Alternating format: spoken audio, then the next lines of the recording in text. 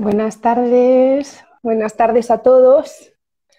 Encantadísima de estar aquí un día más en estas charlas que he titulado Hablando de musicoterapia, hablamos de musicoterapia.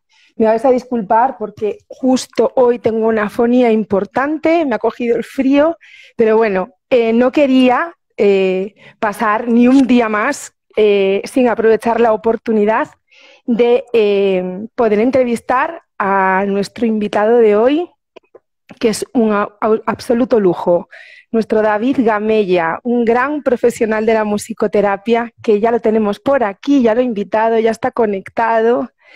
Entonces, vamos allá. Me gustaría comenzar, como hago siempre, en este ciclo de entrevistas a profesionales de la musicoterapia, contando un poco pues, la trayectoria, la biografía musical y artística de David, ¿no? En este caso, pues tengo la suerte de pasar este ratito con David, que es musicoterapeuta, es doctor en Bellas Artes y experto en mindfulness, es director del máster oficial en musicoterapia de la UNIR, de la Universidad Internacional de La Rioja, y hasta hace poquísimo, hasta este último curso, ha sido profesor de didáctica del arte en el Centro Universitario Cardenal Cisneros, nada más y nada menos que 10 años allí en docencia. Profesor de Diplomado Internacional de Musicoterapia de la Universidad Evangélica de Bolivia, director y fundador de la revista de investigación en musicoterapia Mi Sostenido, y miembro de la Asociación de Musicoterapia H2Sol, Música y Terapia. Esto por hacer una reseña curricular de David. Quisiera comentar también que hay un montón de gente que en este momento pues, nos están siguiendo, están conectados junto con nosotros. Les mandamos un saludo y a lo mejor al final de nuestra conversación podemos hacer algún espacio para preguntas, ¿no? Que surja el interés, que eso también es muy importante. Entonces, pues nada, bienvenido, David. Bien hallado, bien hallado. Muchas gracias, Un Siria, placer. por abrir tus puertas y por acogerme en este espacio.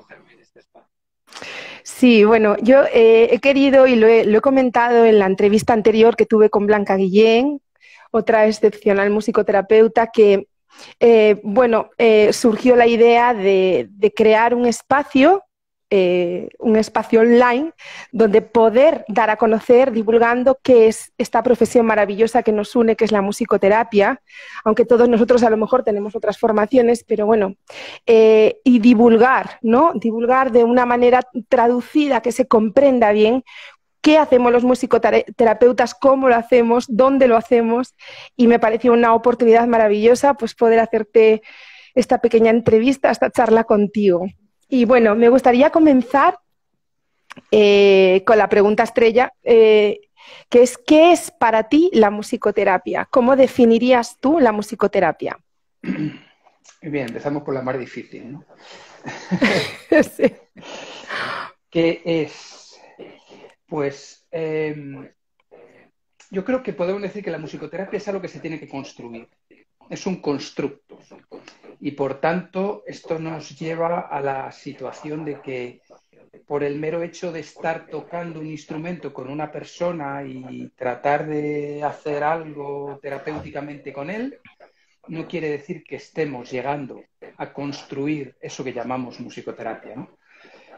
Y el hecho de que sea una construcción implica que tiene que haber una técnica, que tiene que haber un conocimiento, que tiene que haber una intención también, que tiene que haber una predisposición del otro a participar.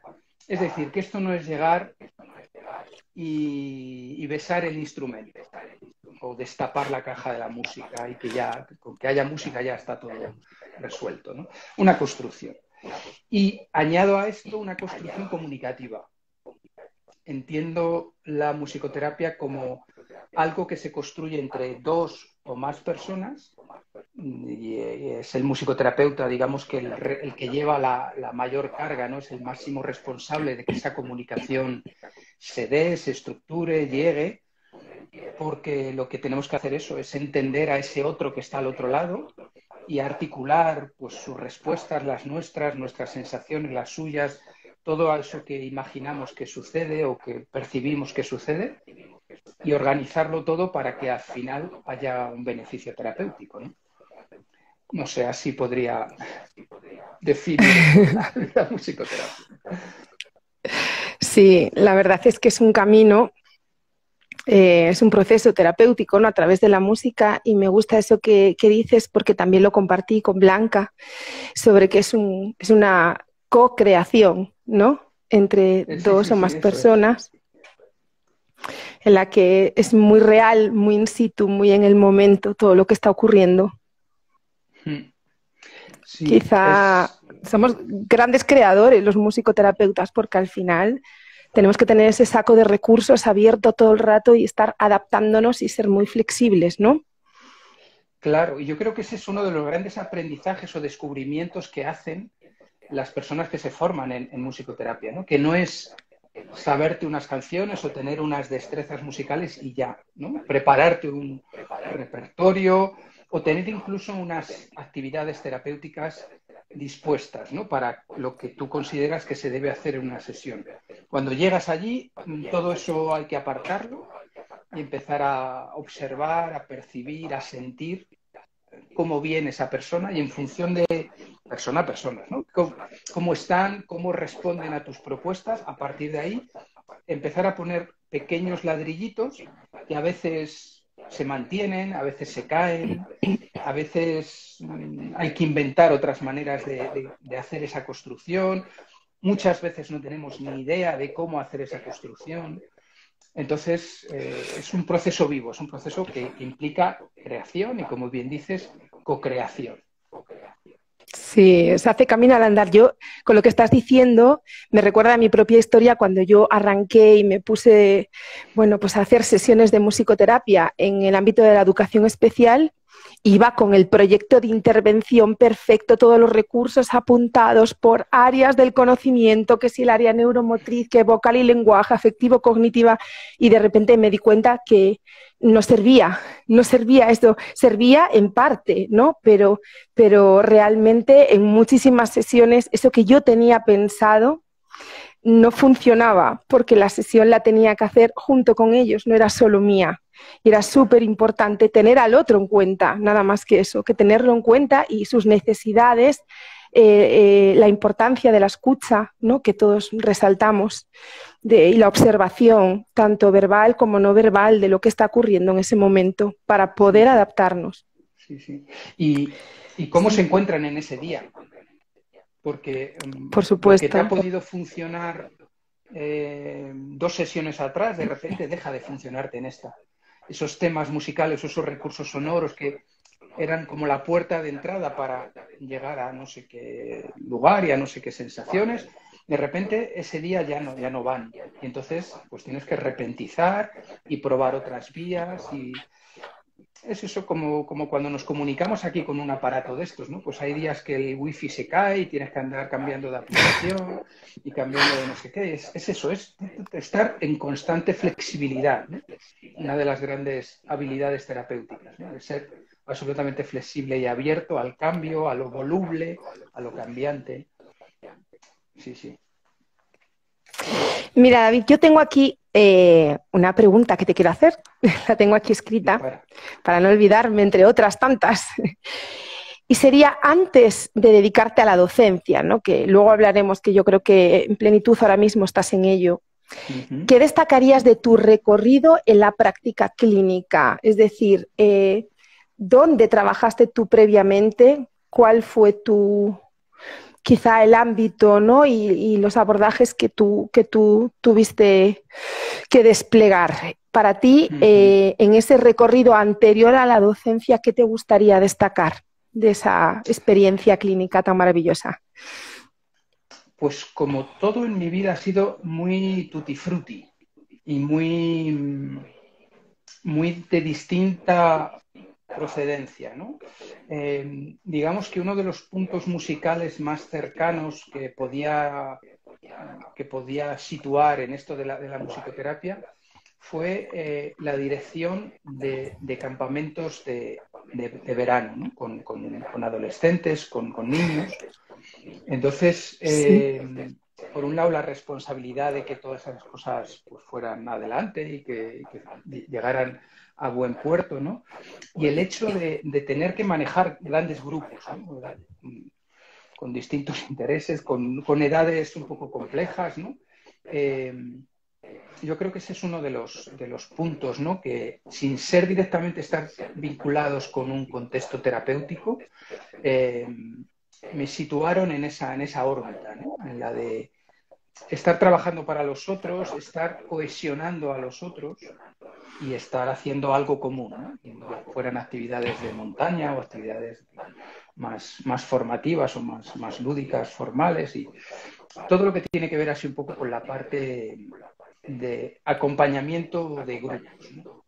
Es un poco así lo que en la parte y en previa hospitalaria también tuviste tu tiempo en hospitalaria, ¿verdad? En musicoterapia hospitalaria.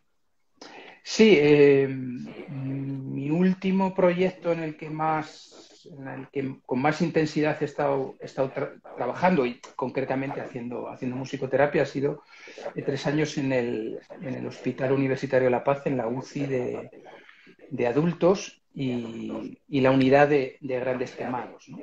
Ahí dirigía un grupo de 15 musicoterapeutas y estuvimos durante 3 años trabajando hasta que la pandemia forzó nuestra salida forzosa y obligatoria de una unidad que después a la postre pues ha sido bastante comentada en los telediarios y de tal, porque bueno, pues era donde tristemente pues ha fallecido muchísima gente, ¿no? durante los años duros de la pandemia, ¿no? Ese fue como el encuentro más continuado y más intenso en cuanto a la musicoterapia hospitalaria, ¿no? Las UCIs, o la UCI del Hospital de Madrid. Me imagino que tendrías muchas historias bonitas que contar de cómo la música ha podido ayudar a tantas personas, ¿no? A lo largo de tu historia, de tu biografía como musicoterapeuta. ¿Habría alguna historia en concreto que nos podrías contar porque se te haya quedado en el corazón? Todos tenemos alguna historia o algún revulsivo, ¿no? Sí, mira, mira, te puedo contar un caso muy paradigmático, ¿no? Cuando hacemos sesiones en ese tipo de contexto en el que el contacto con los pacientes es muy puntual, porque a unos les ves tal que el día de hoy y a lo mejor la semana siguiente cuando vas pues le han dado el alta o lo han subido a planta, ya no está allí, y son encuentros como fugaces, ¿no? En las UCI bien es cierto que hay personas que están durante mucho tiempo, hay personas que se tiran 1 mes, 2 meses, depende, ¿no? Y entonces, por ejemplo, uno de estos casos, ¿no? Con el grupo de musicoterapeutas con el que yo solía estar, porque nos subdividíamos en distintos subgrupos, íbamos distintos días para tratar de abarcar el mayor número de pacientes y de casos, pues en uno de estos días hicimos una sesión, puntual, para un chico que estaba en un box, que estaba aislado del resto de pacientes en la UCI. Y claro, nosotros contamos con información muy justita de qué le pasa a ese paciente, ¿no? El equipo médico nos dice, es conveniente hacer un proceso, un abordaje terapéutico a tal persona, porque están más conscientes o necesitan mayor activación neurológica, bueno, distintas variables, ¿no? Entonces nos indican que con este chico se puede trabajar, ¿no? Y este chico nos pide que hagamos algo que suene un poco a su tierra, que suene algo como a rumba, a flamenco, algo así, ¿no? Entonces, pues bueno, improvisamos una secuencia armónica y sobre eso, pues hay un canturreo, hay una improvisación con un saxo, perdón, con un... Me viene el instrumento negro de viento. Un clarinete. Un clarinete. Estamos ya muy quemados a estas horas del día. Y guitarra, percusión, voz y tal. Pues eso se se queda ahí, ¿no? Hablamos con él un poco, que está encantado de tal, y a la semana siguiente hacemos algo por el estilo, ¿no? Y bueno, la cosa se queda ahí. No sabemos, más allá de las 2 o 3 cositas que nos pudo decir y de lo que nosotros observábamos en su rostro y en los monitores, ¿no? Frecuencia cardíaca, saturación de oxígeno, estaban dando una correcta respuesta. Al cabo del tiempo hubo unas conferencias en el hospital, pues para médicos, para enfermeros y tal, y entre ellos, pues bueno, el equipo médico me invitó a que estuviera allí como oyente, ¿no? ¿no? Y entre las distintas ponencias, una de ellas fueron los padres de este chico. Y estuvo contando su caso. Pues vinieron de visita aquí a Madrid y se puso enfermo y tuvo que ingresar en el hospital, eran de fuera, y se pasaron pues cerca de 1 mes y medio, 2 meses, entre la UCI y planta, ¿no? Y al principio tenía muchísimas dudas de su recuperación y de poder salir con bien de su enfermedad. Y el padre destacó que un punto de inflexión en la recuperación de su hijo había sido las 2 sesiones de musicoterapia que habíamos ejecutado, que habíamos tenido con su hijo. ¡Buah! Se te ponen los pelos como escarpias cuando escuchas ese feedback tan positivo. Claro, pues más o menos como que tienes todas las sesiones aquí en la cabeza, ¿no? Pero no de todos puedes tener un comentario de este tipo, ¿no? Entonces estuvo relatando lo que suponía para su hijo el que le hubiéramos cantado, el que le hubiéramos aportado esa improvisación con esa sonoridad que le recordaba su tierra, su casa, y que fueron como momentos absolutamente mágicos dentro de toda la dificultad y la penuria de estar en un box con todas las limitaciones espaciales, físicas, el dolor, la incertidumbre, etcétera, etcétera, ¿no? Bueno, pues esta pildorita yo creo que explica un poco la Al, potencia de lo que sucedía en esa UCI. digo que al final es un insight, ¿no?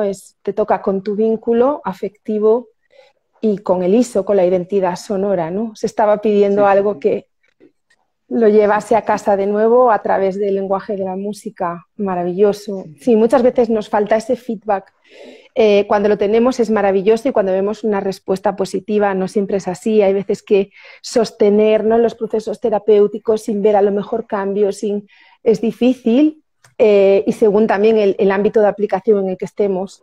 Hay veces pues que nuestra vida, pues bueno, a veces es un poco durillo, pero por otra parte el grado de satisfacción, la intensidad, ¿no?, que vivimos en la satisfacción es increíblemente positiva.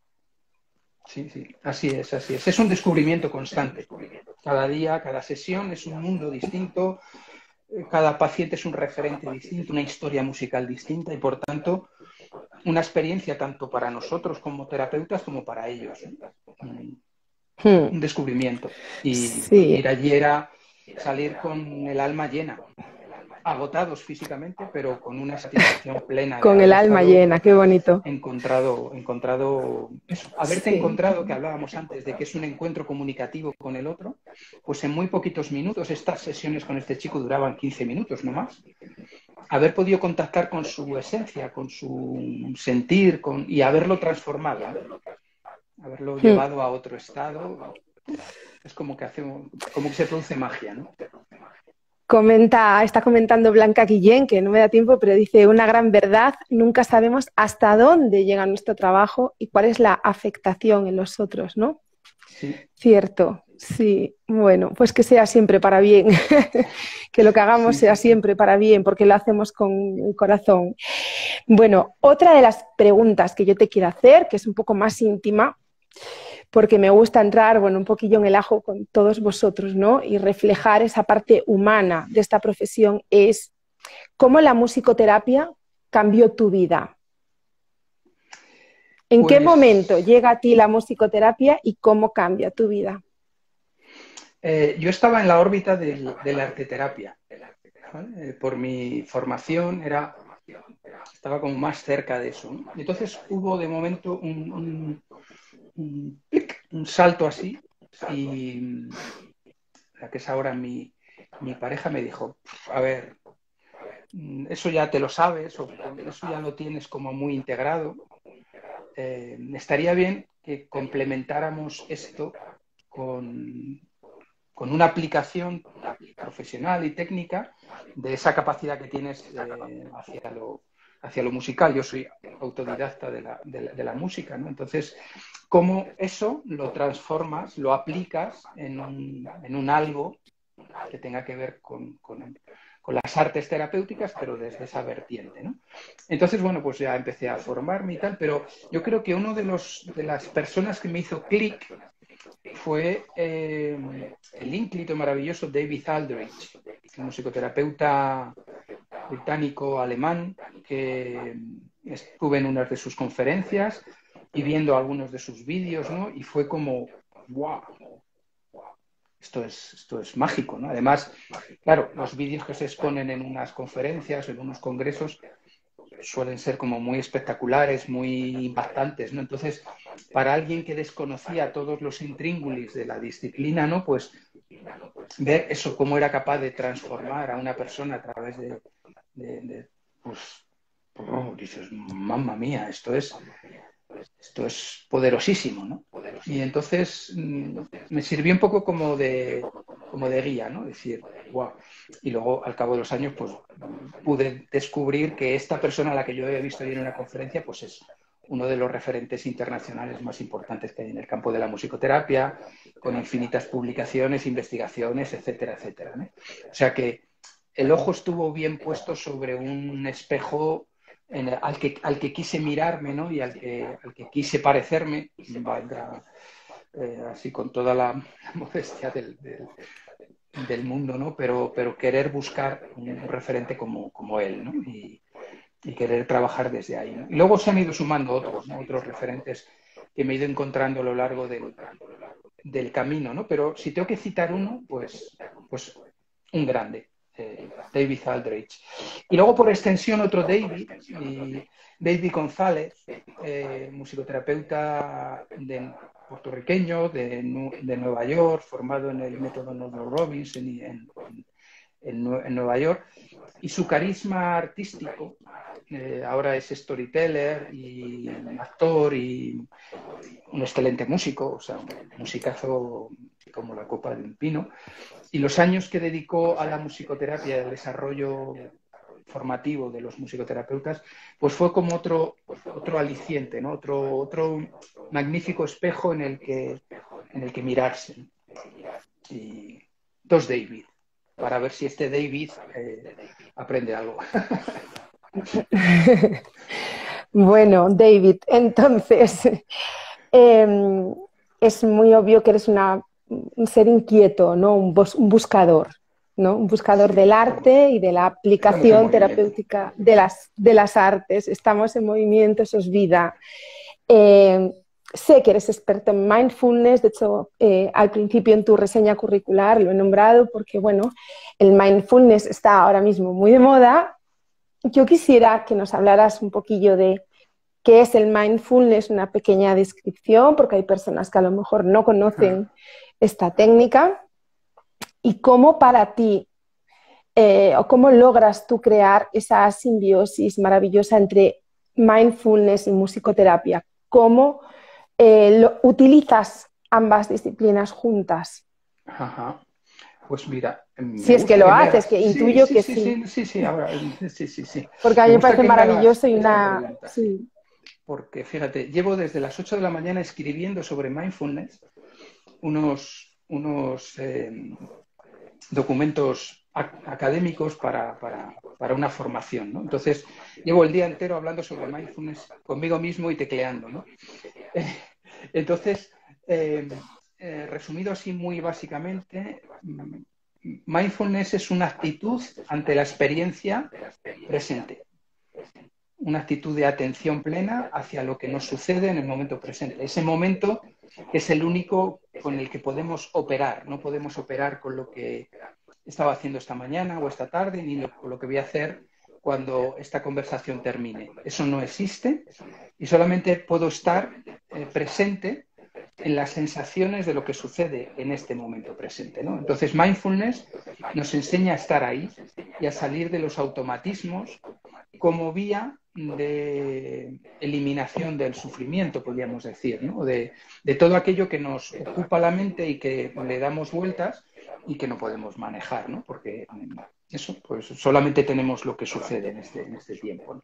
Entonces, mindfulness vendría a ser eso, ¿no? Y la práctica diaria del mindfulness pues conlleva una serie de beneficios, ¿no? De reducción de estrés, de reducción de la ansiedad, de mejora del sueño, del sistema inmunológico, bueno, una serie de beneficios muy pautados y muy estudiados ya por la ciencia y por muchísimas investigaciones neurocientíficas que determinan pues esta serie de beneficios y de ventajas, ¿no? Entonces, ¿esto cómo lo introduzco en el contexto de la musicoterapia? Pues primero conceptualmente, y es que creo que no podemos cambiar nada que no hayamos elevado al plano de la consciencia. Es decir, decíamos al principio que lo de la musicoterapia es una construcción, no, es una construcción. Entonces, esta construcción que tiene como fin un beneficio terapéutico para la otra persona no es algo que yo hago desde fuera, no es algo que yo manejo desde fuera y hago que por estar haciendo musicoterapia contigo tú ya vas a tener una vida, sino que solamente vas a poder transformar tú las cosas en función de que las hagas conscientes. Entonces, hay como distintos niveles dentro de la musicoterapia de acción, distintos niveles de poder modificar, cambiar cosas, de poder transformar, ¿no? Hay personas que por su patología, por su disfuncionalidad, no va a poder llegar a tener un nivel de conciencia de sí mismo, ¿no? Entonces, ahí nos tenemos que fijar unos objetivos distintos, ¿no? Que no tienen que ver tanto con esa transformación como el bienestar en el momento presente, ¿no? Pero con aquellas personas con las que sí que podemos plantearnos cambios, esos cambios van a poderse ejecutar cuando la persona sea consciente de que los tiene que cambiar, ¿no? Hasta que no toma conciencia de que tal actitud, tal cuestión no les propicia, no va a colaborar en la construcción conjunta de hacer un proceso terapéutico a través de la musicoterapia.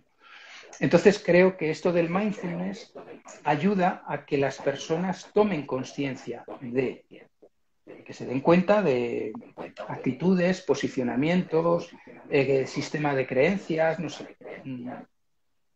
Podríamos aquí estar elaborando un gran elenco de situaciones, ¿no? Pero yo creo que ese es como el punto, ¿no? O uno de los puntos más esenciales cuando estamos hablando de musicoterapia, ¿no? El otro nexo me lo llevaría al terreno formativo. Todo musicoterapeuta que se está formando, todo musicoterapeuta que está en activo, debería practicar alguna de los distintos ejercicios o de las distintas prácticas mindfulness para, digamos, como que estar centradito, estar ubicado en este lugar y ser mucho más fácil después el encuentro con el otro, ¿no? Porque yo me tengo muy encontrado a mí, ¿no? Si yo me tengo encontrado a mí, me tengo situado, después me es más fácil encontrarme con el otro, porque ya sé yo dónde estoy y por tanto qué estoy ofreciendo al otro y cómo recibo lo que el otro me trae. Bueno, un poco por ahí, ¿no? Creo que como estás asintiendo, creo que estás entendiendo Todo, lo que estoy ahí todo y me pensando. parece maravilloso, sí, me parece maravilloso y me parece importante destacarlo, ¿no? Porque ya también con Blanca, en la anterior entrevista que le hice, salió este tema, ¿no? Que es la importancia para el profesional de la musicoterapia y cualquier profesional que se dedique al mundo terapéutico, por no decir cualquier persona, Sí. esa conexión con uno mismo, esa afinación. O sea, yo soy un diapasón, yo me afino para luego poder afinarme con los demás, ¿no? Desde ahí, porque además es que podemos ir a bandadas porque tenemos, bueno, esos procesos de autorregulación, esos procesos de self-experience que además hoy en día hay una oferta maravillosa, ¿no? En este momento estamos hablando del mindfulness como una disciplina que suma ¿no? Yo, por ejemplo, con las experiencias Vibria, que es a través de procesos de vibración, donde entramos en inconsciente, precisamente para realizar ese cometido del que tú hablas y que es tan importante, porque muchas veces vamos en piloto automático, que es traer el inconsciente, la rutina, el hábito aprendido del que ya no nos damos cuenta al consciente, ¿no? Ponernos un espejo delante y decir, hey, atención, atención. Y sobre todo trabajando, muchas veces se nos escapan muchas actitudes de las que no somos conscientes. Entonces es súper, súper importante ese desarrollo personal y ese autoconocimiento que no tiene fin, para el que hoy en día hay un montón de técnicas, de prácticas, de una apertura maravillosa, ¿no? Antes hablabas de que el mindfulness hoy en día, pues, bueno, quien no conoce a Nazaret Castellanos, ¿no? La neurocientífica, que ya tiene una cátedra y habla de mindfulness. Claro, ya cuando tenemos a una neurocientífica, una universidad que nos habla de mindfulness, parece que todo cobra, no sentido, no, o sea, al final es la atención plena que lleva millones de años en acción. Lo que pasa que quizá ahora también, bueno, pues está más al alcance nuestro, ¿no? Una de mis grandes fortunas, mi grandes fortunas yo creo que las mido por los amigos, ¿no? Una de mis grandes fortunas es la amistad de Nazaret, ¿no? Y de poder encontrarme con ella con una cierta asiduidad, ¿no? Y de ser un ferviente seguidor de sus enseñanzas, ¿no? Todos, en sus cursos por ahí aparezco. Y esto como me lo traigo al terreno de la musicoterapia, porque a mí que ha trabajado en el Max Planck y en Harvard, pues hay que seguirle y escucharle. Correcto, sí. Pues mira, yo no sabía que erais amigos, pero yo también la sigo. Y bueno, son personas interesantes, una investigadora que siempre está sacando, ¿no?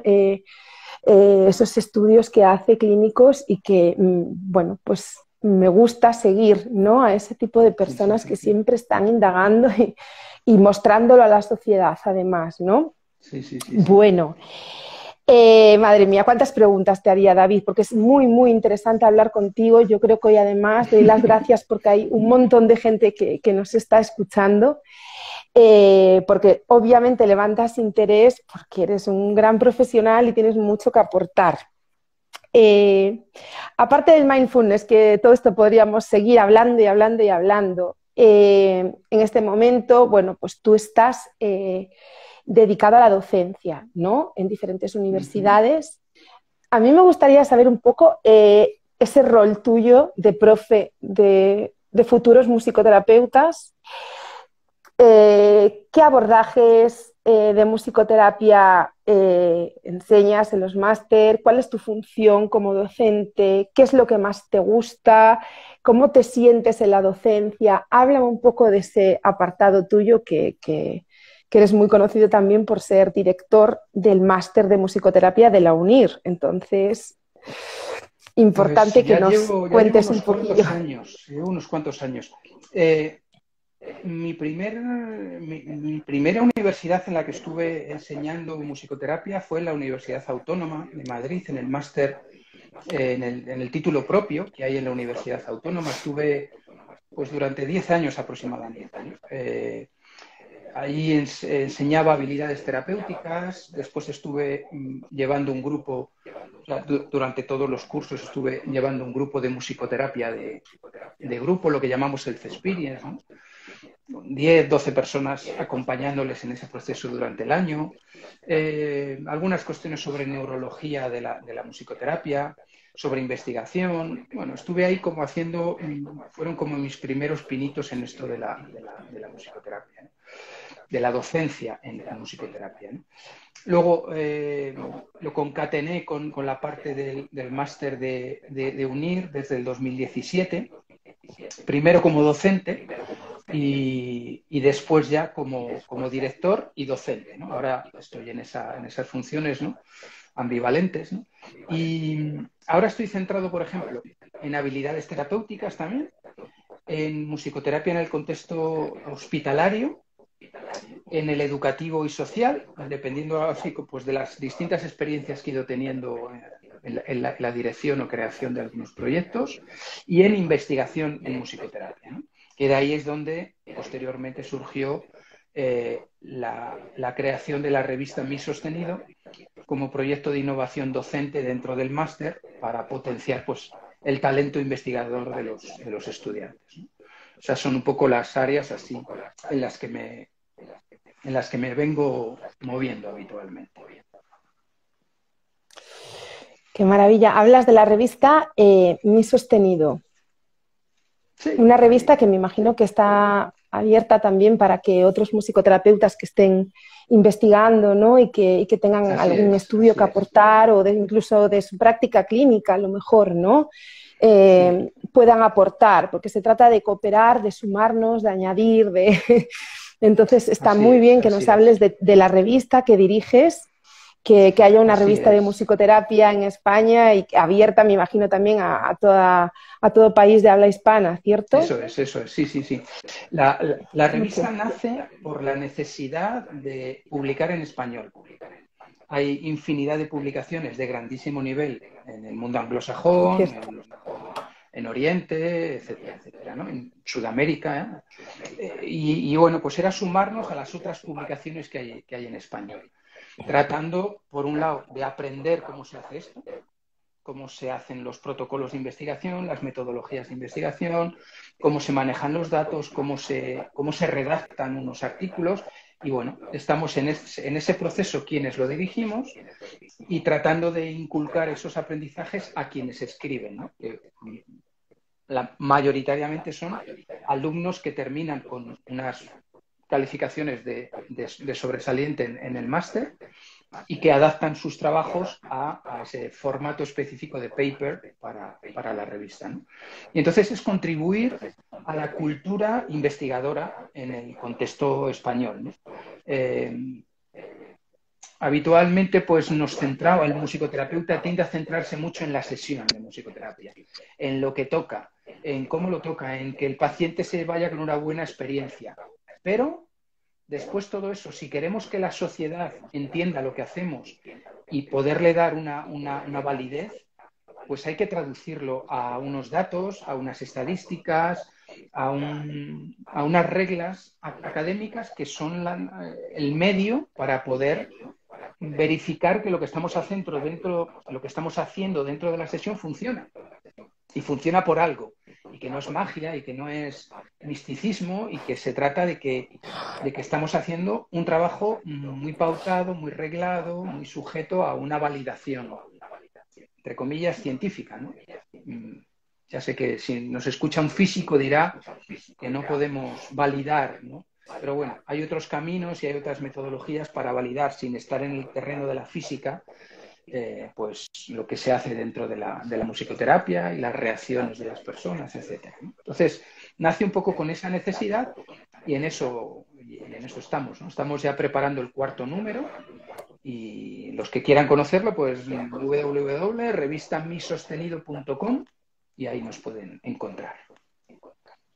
Sí, es la importancia de visibilizar, ¿no? Lo que hacemos. Eso es. Por todas las vías posibles. Yo creo que antes hablabas de este musicoterapeuta que te cautivó al principio y al final los vídeos, yo siempre digo que es delicado, ¿no? Mostrar los vídeos de las sesiones, pero cuando mostramos un vídeo, todo el mundo, padres, familiares o incluso ellos mismos cuando se ven dicen, entienden de qué va, ¿no? Es una manera de reflejar lo que hacemos.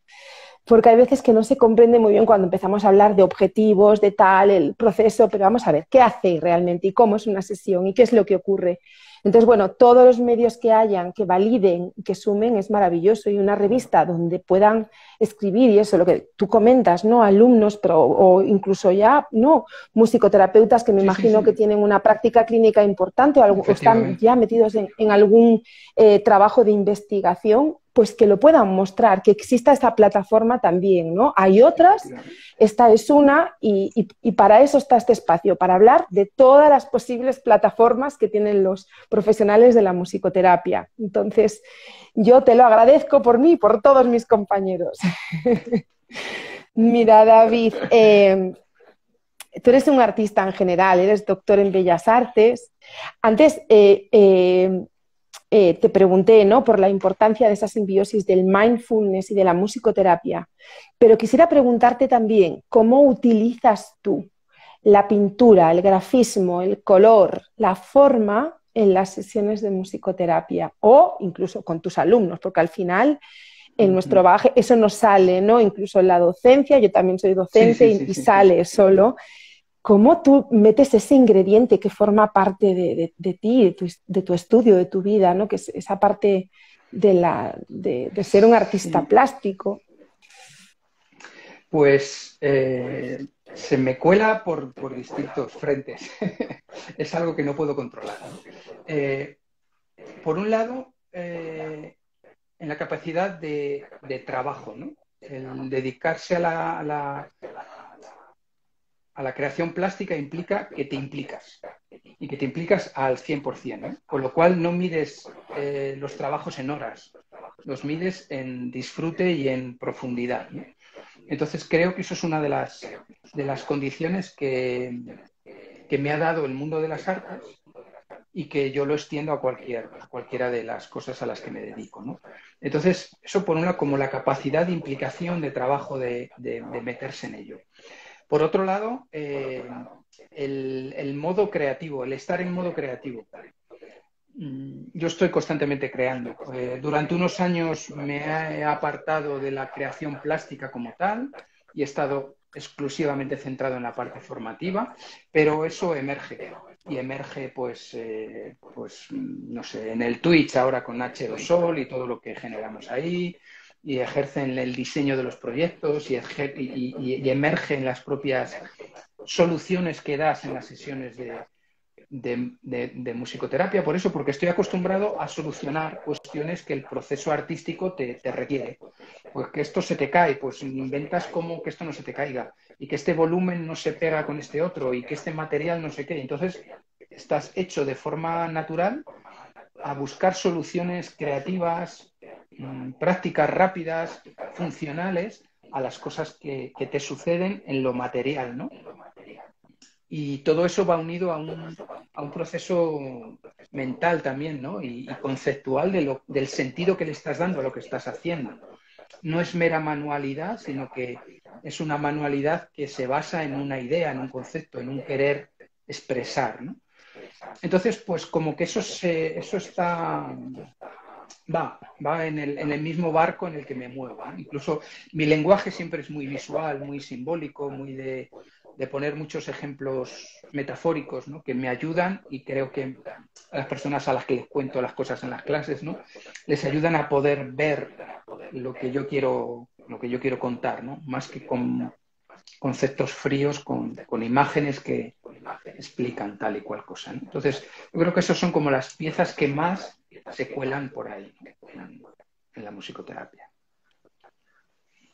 Qué maravilla el poder tener todas las herramientas que tú tienes y el poderlas poner en práctica dirigidas, ¿no?, con intención, orientadas, con una intención de decir, voy a echar mano de esto y de este recurso que tengo y de este otro para crear mi cóctel, ¿no? Y poder llegar, si al final es poder tener todas las herramientas exactamente para poder encontrarte con el otro. Cierto es.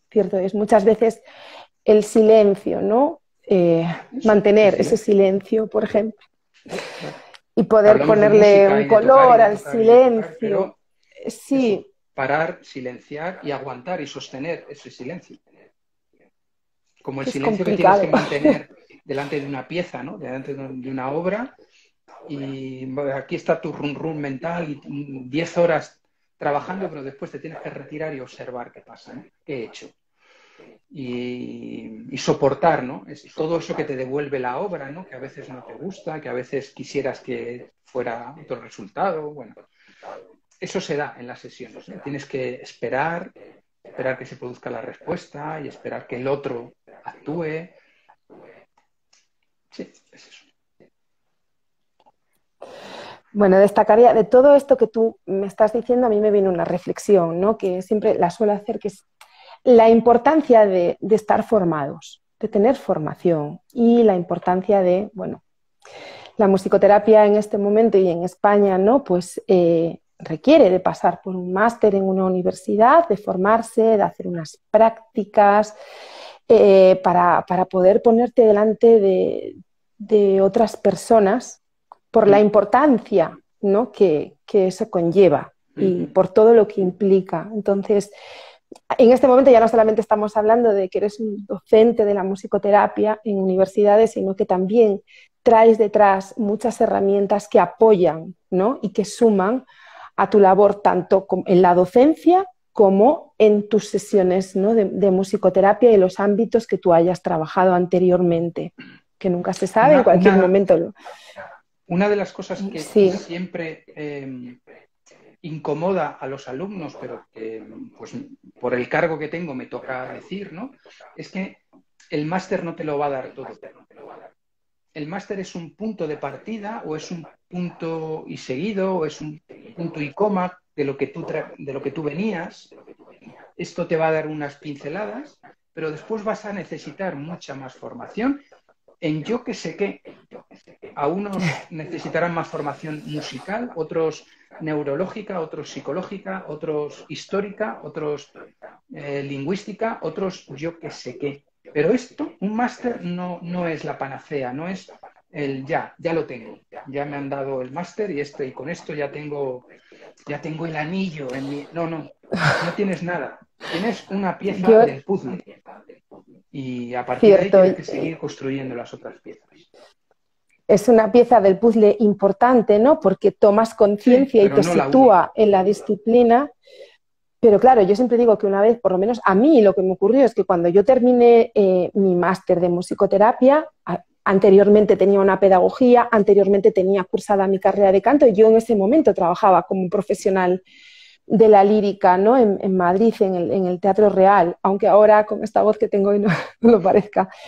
Y en ese momento yo dije, ¡buah, qué maravilla, qué cantidad de información, ¿no?, ha llegado a mí! ¿En qué momento de mi vida más maravilloso? Pero claro, yo cuando terminé el máster dije, wow, ahora es cuando empieza este show.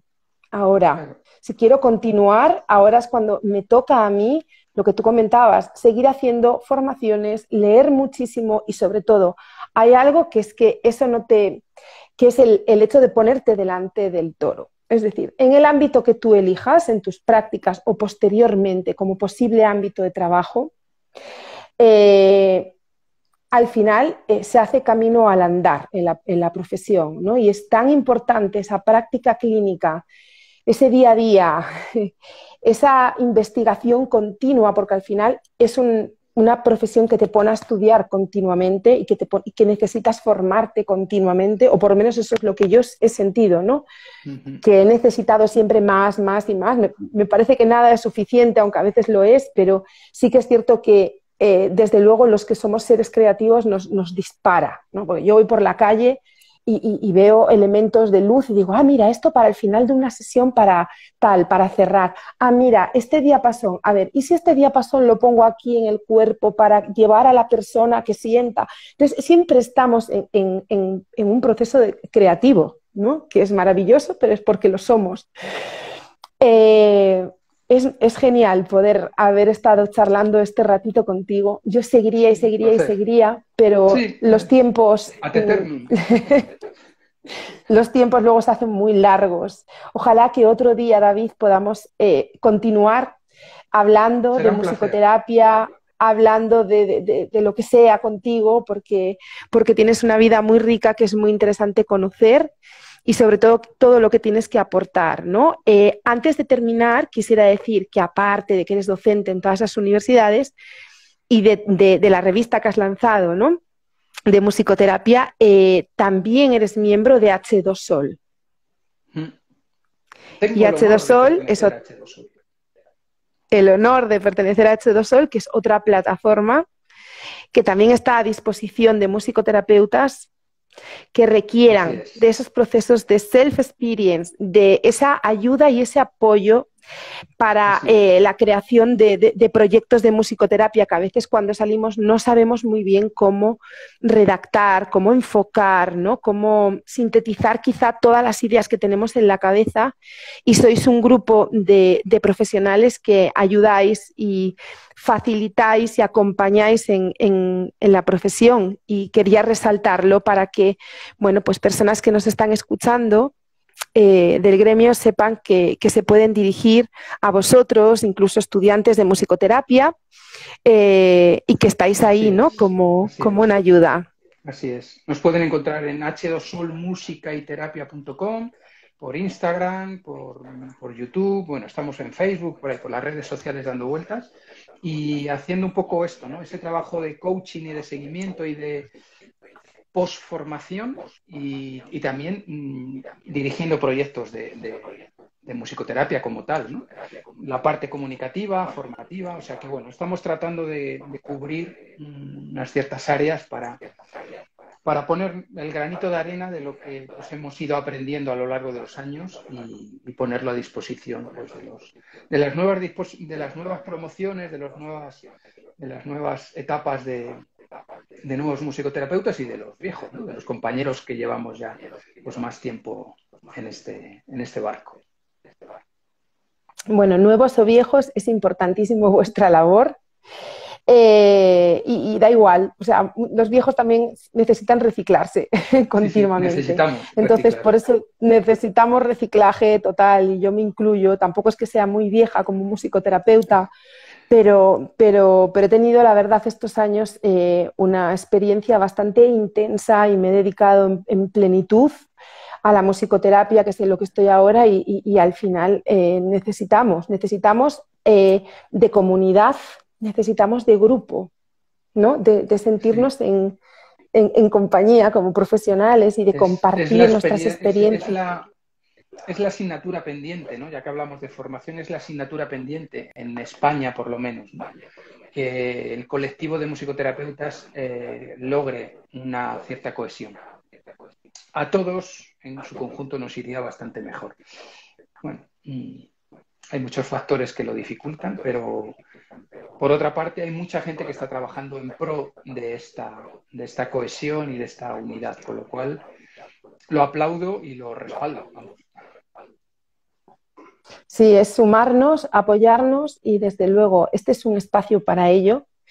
Lanzo aquí este llamamiento, que si hoy nos ha escuchado compañeros, compañeras, y les apetece, ¿no? Contarnos en qué están, en qué proyectos, en qué investigación, o simplemente hablar pues, de que tienen un centro de musicoterapia en algún lugar de España y cómo desarrollan ellos, y es importante, ¿no? Porque juntos sumamos. Y nos apoyamos, y es exacto, sí. Sí. Bueno, David, un placer. Muchísimas gracias por tu tiempo, por aportarnos toda esta sabiduría. Esta sabiduría. Pido disculpas por esta voz que tengo hoy, aunque pensé que iba a ser peor. Nada, pero bueno, ahí está mi vocecilla. Ni se nota. Vocecilla no, vozarrón. Y bueno,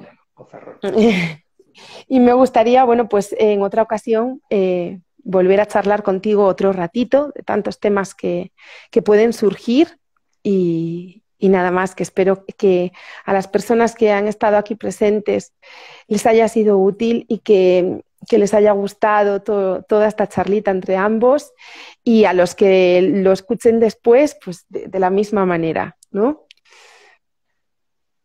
Muchas gracias por la invitación, por este rato, por tu confianza, y siempre que lo requieras, pues estaré dispuesto a participar y enrolarnos en estos encuentros. Muy bien, musicoterapéuticos, encuentros. A mí me gusta el título, ¿no? De Hablamos de musicoterapia, porque hay que hablar mucho para contar lo que hacemos. Bueno, David, un placer. Te despido ya, hasta la próxima. Un placer estar contigo. Chao, chao. Chao, chao. Adiós. Chao, chao. Saludo a todos, a todas. Adiós. Adiós.